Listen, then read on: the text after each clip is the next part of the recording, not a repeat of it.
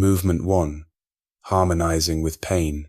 I know that in this moment, whether in a quiet room or listening from afar, there are hearts exhausted from carrying unspoken burdens. Some of you are wrestling with silent cries, questions of why that seemed to echo into a void. Perhaps you feel alone, as if heaven itself has gone quiet. I see you, and your pain is allowed to exist here.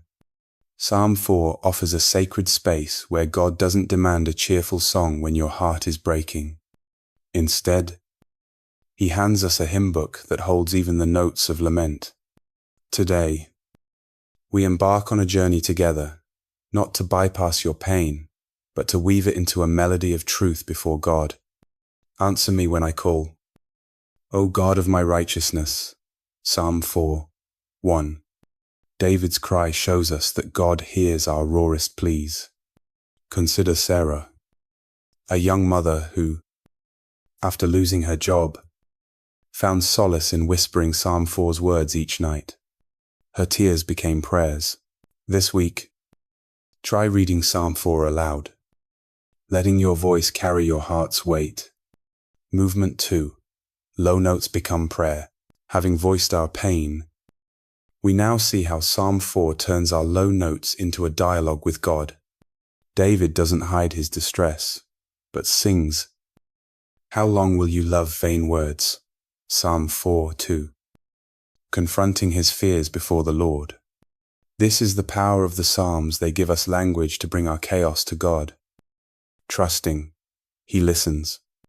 The Lord hears when I call to Him. Psalm 4, 3. This promise anchors us. God is not distant, but attentive. Think of James, a veteran battling sleepless nights, who found peace by journaling his fears alongside Psalm 4's words. His scribbled laments became a conversation with God, easing his heart. Today, take a moment to write one honest sentence to God about your struggle. Then read Psalm 4:3 aloud.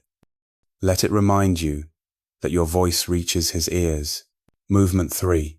Fortress in the storm. As our dialogue with God deepens, Psalm 4 reveals Him as our unshakable refuge. The Lord has set apart the godly for Himself. Psalm 4, 3. This is God's vow even in life's storms. He claims us as His own. Qui a fortress against despair. When doubts howl like wind, His presence is our shelter. Maria, a nurse overwhelmed during a crisis, clung to this truth.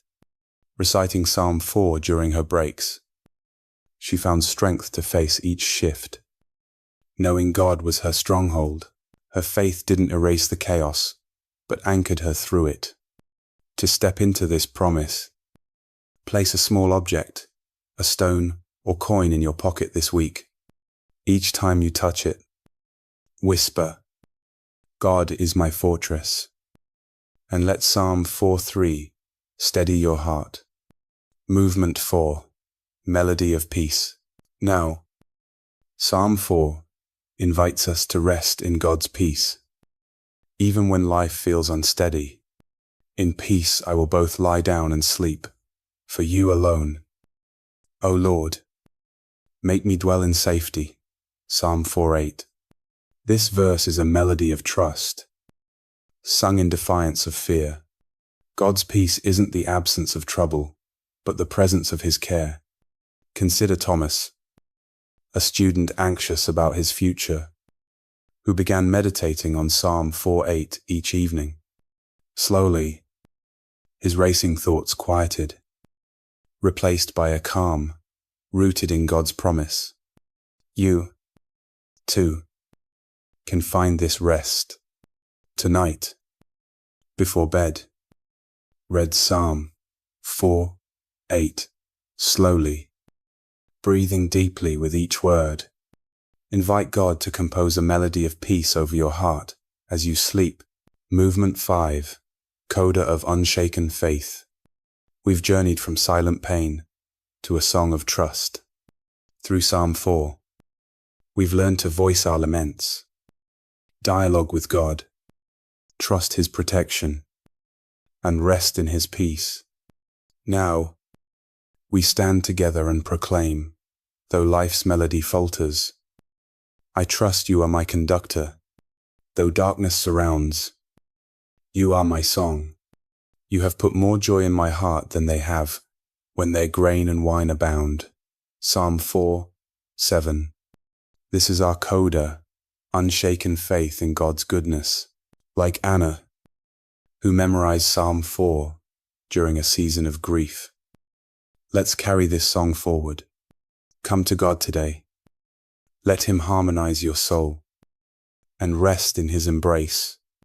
May His peace, strength, and renewed hope compose a new song in you.